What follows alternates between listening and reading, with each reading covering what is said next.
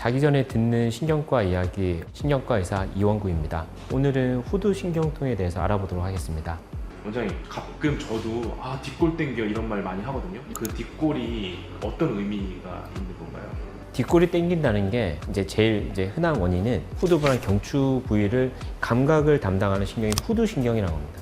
후두신경 주변에 염증이 생긴다거나 신경을 누를 만한 어떤 상황이 있을 때 그 신경이 눌리면서 생기는 통증을 우리가 후두신경통이라고 그러는데, 그 통증의 증상으로 뒷골이 땡긴다 이렇게 느껴지는 경우입니다. 어떨 때 이렇게 후두신경통 증상이 나타나게 되는 건가요? 제일 대표적인 거는 후두신경 같은 경우에는 경추 2번에서 나오는 신경이 우리가 귀라든지 후두부라든지 어깨 쪽에 감각을 담당해요. 그래서 그 경추 주변에 스트레스한 그런 상황들이 생기면 이런 것들이 다 생길 수가 있습니다. 그래서 제일 흔한 원인은 오래 앉아있는 자세라든지 어깨나 목 근육 자체가 스트레스가 가해지면 그 근육이 긴장이 돼서 신경을 누르기 때문에 많이 생기고요. 그 외에도 그 신경 주변에 염증이라든지 그다음에 종양이라든지 신경을 압박을 할 만한 모든 그런 상황 때 다 일어날 수가 있습니다. 그러면 후두신경통하고 기존 다른 질환하고 헷갈리는 수도 있을 것 같은데 그런 것들이 있을까요?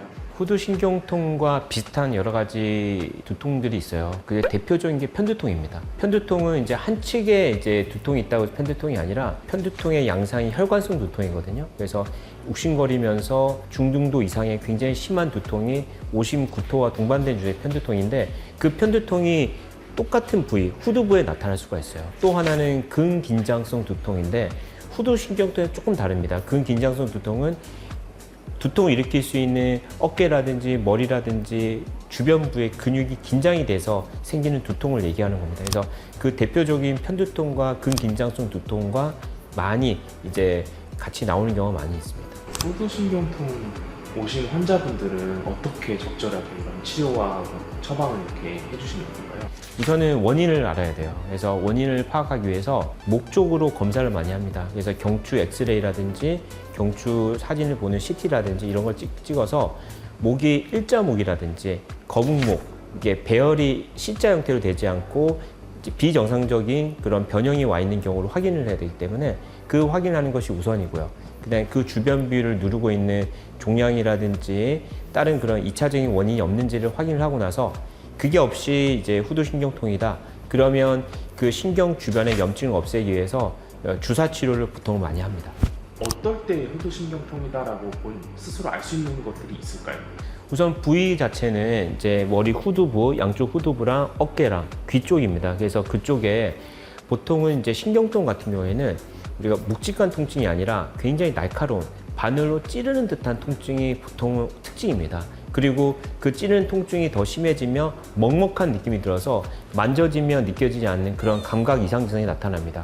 그리고 증상이 굉장히 심해지면 우리가 빗질을 한다거나 머리카락을 살짝 만지더라도 두통이 있을 수 있고, 에어컨 바람이라든지 이렇게 바람을 쐴 때 바람이 머리카락을 날리는 경우에도 통증이 오고, 그 다음에 환자분들이 그런 얘기를 많이 해요. 만약에 하면 순간적으로 너무 놀래가지고 욱하는 그런 깜짝 놀랄 만한 그런 통증들이 계속 짧게 지속 시간이 굉장히 짧은데 굉장히 여러 번 나타나게 됩니다. 후두신경통도 재발이 많다고 하는데 어떻게 그럼 그 재발 환자들을 계속 치료할 수 있는 방법들이 있을까요?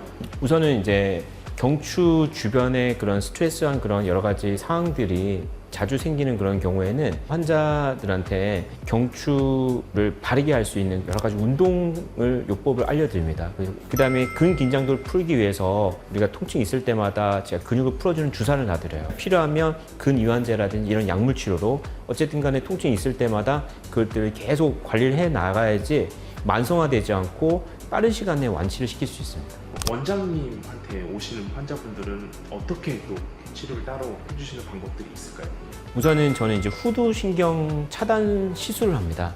그래서 후두신경이 경추 2번에서 후두부 뒤쪽으로 올라오는 경우가 많기 때문에 총 4가닥이 올라갑니다. 그래서 그 주변 부위에 우리가 생리식염수라든지 마취제를 섞어서 요쪽 주변 부위에 주사를 줘요. 그러면 그 주변 부위에 염증이 사라지면서 통증이 사라지고, 그 다음에 어깨 근육이라든지 목 근육 쪽에 근육 자체가 긴장도가 높아지면 신경을 누르는 것들이 많기 때문에 어깨랑 여기 승모근이라든지 이쪽에 주사를 놔서 근육을 좀 풀어줍니다. 그러면 증상이 거의 드라마틱하게 말끔하게 좋아집니다. 과정이 어느 정도 시간이 될까요? 시술 시간은 5분 이내로 보통은 이제 한 3차례에서 4차례 정도 이제 증상이 좋아질 때까지 이제 치료하게 됩니다. 그러면 일반 직장인들은 점심시간 때 와가지고 시술 받고 가도 되고 막 정도의 시술이네요. 실제로 환자들이 이제 본인이 이제 치료를 받고 나서 좋아지는 거를 느끼기 때문에 이제 주기적으로 한 번씩 옵니다. 어깨가 아파서 왔습니다. 그러면 치료하고 나면 바로 좋아질 때 또 이제 한참 있다가 이제 아까 관리를 얘기했는데 결국은 관리를 잘하면 잘할수록 두통이 생기는 그런 텀이 기간이 훨씬 이제 길어집니다. 그래서 관리가 참 중요하고요. 그다음에 시술 시간이라든지 치료하는 것도 굉장히 간단하기 때문에 손쉽게 치료받을 수 있습니다.